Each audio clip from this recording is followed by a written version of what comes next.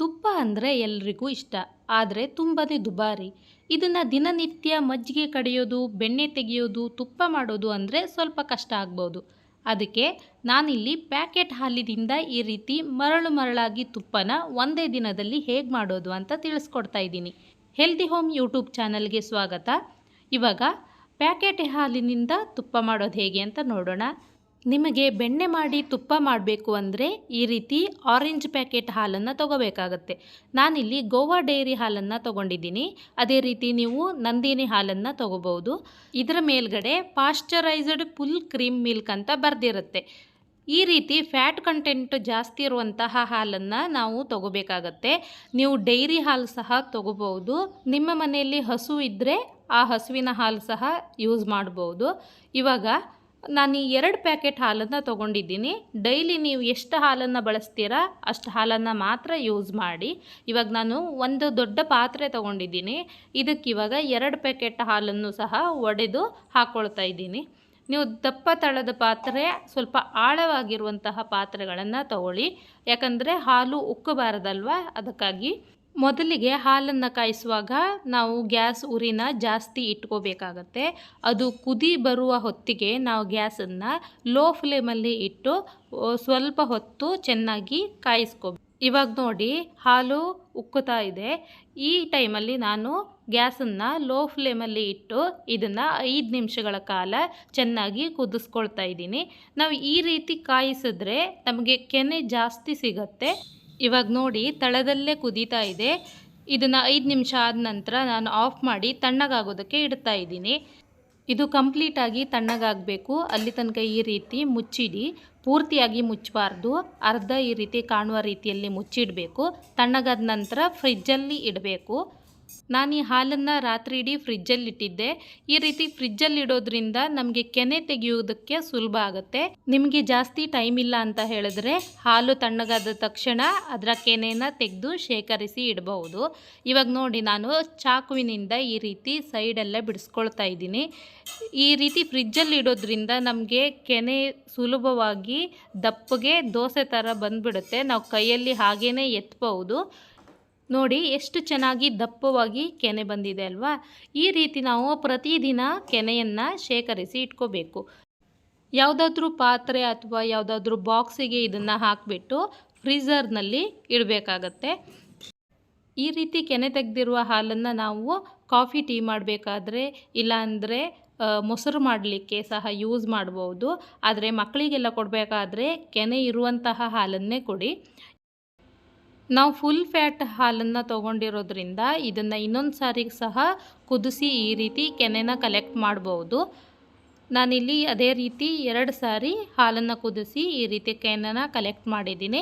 ಇವಾಗ 1 ವಾರದ ನಂತರ ನಾನು ಇವೆಲ್ಲವನ್ನು ಸೇರಿಸಿ ಬೆಣ್ಣೆ ಮಾಡೋದು ಹೇಗೆ ಅಂತ ತಿಳಿಸ್ಕೊಡ್ತಾ ಇದ್ದೀನಿ. ಈ ರೀತಿ ಕಲೆಕ್ಟ್ ಮಾಡಿರುವಂತಹ ಕೆನೆನ ನಾನು ಒಂದು ಬಾಕ್ಸಿಗೆ ಟ್ರಾನ್ಸ್ಫರ್ ಮಾಡಿ ಅದಕ್ಕೆ 1 ಟೇಬಲ್ ಸ್ಪೂನ್ ಆಗುವಷ್ಟು ಮೊಸರನ್ನು ಹಾಕಿ ರಾತ್ರಿ ಇಡೀ ಇಟ್ಟಿದ್ದೀನಿ. ಒಬ್ಬೊಬ್ಬರು ಇದಕ್ಕೆ ಹೆಪ್ಪ ಹಾಕೋದಿಲ್ಲ, ಹಾಗೇ ಬೆಣ್ಣೆ ಮಾಡೋದಕ್ಕೆ ಯೂಸ್ ಮಾಡ್ಕೊಳ್ತಾರೆ. ಇವಾಗ ನಾನು ಇದನ್ನು ಒಂದು ಮಿಕ್ಸಿ ಜಾರ್ಗೆ ಟ್ರಾನ್ಸ್ಫರ್ ಮಾಡ್ಕೊಳ್ತಾ ಇದ್ದೀನಿ.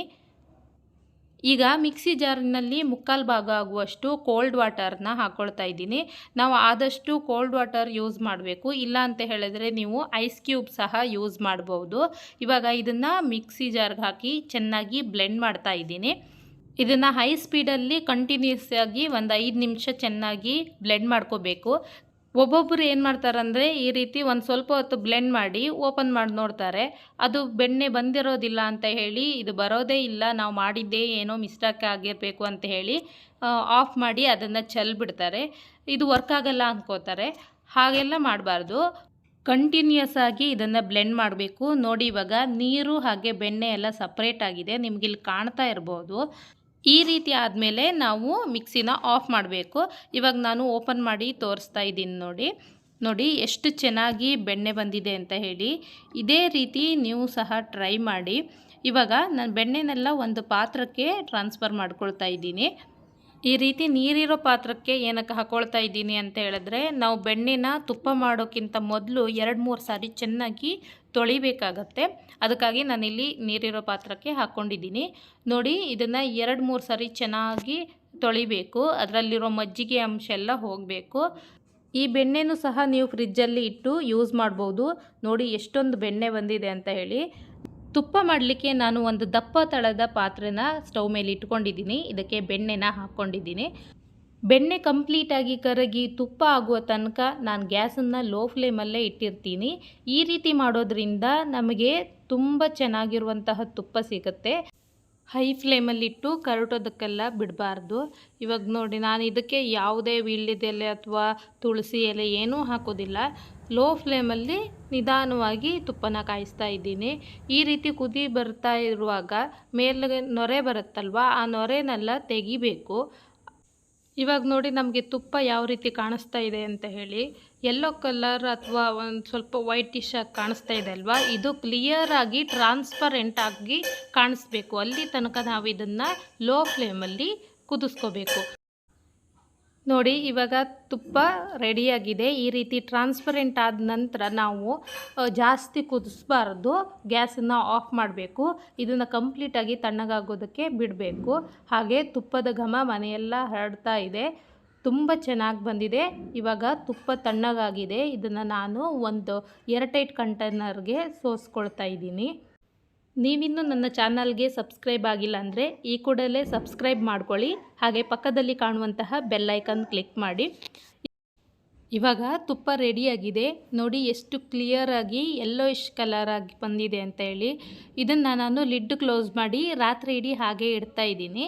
ಒಂದು ರಾತ್ರಿ ಇಟ್ಟರೆ ಸಾಕು, ಅದು ನೆಕ್ಸ್ಟ್ ಡೇ ನೋಡುವಾಗ ಮರಳಾಗಿರುತ್ತೆ. ಇವಾಗ ನಾನು ನೆಕ್ಸ್ಟ್ ಡೇ ಇದು ಲಿಡ್ ಓಪನ್ ಮಾಡಿ ತೋರಿಸ್ತಾ ಇದ್ದೀನಿ. ನೋಡಿ ಎಷ್ಟು ಚೆನ್ನಾಗಿ ಮರಳಾಗಿದೆ. ಹಾಗೆ ತುಂಬಾ ಘಮ ಘಮ ಅಂತ ಇದೆ. ತುಂಬ ಚೆನ್ನಾಗಿ ಬಂದಿದೆ ತುಪ್ಪ.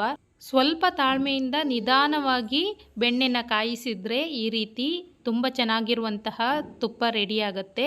ನೀವು ಕೂಡ ಇದೇ ರೀತಿ ಮನೆಯಲ್ಲಿ ಮಾಡಿ ನಿಮ್ಮ ದುಡ್ಡನ್ನು ಸೇವ್ ಮಾಡ್ಕೊಳ್ಳಿ. Thanks for watching.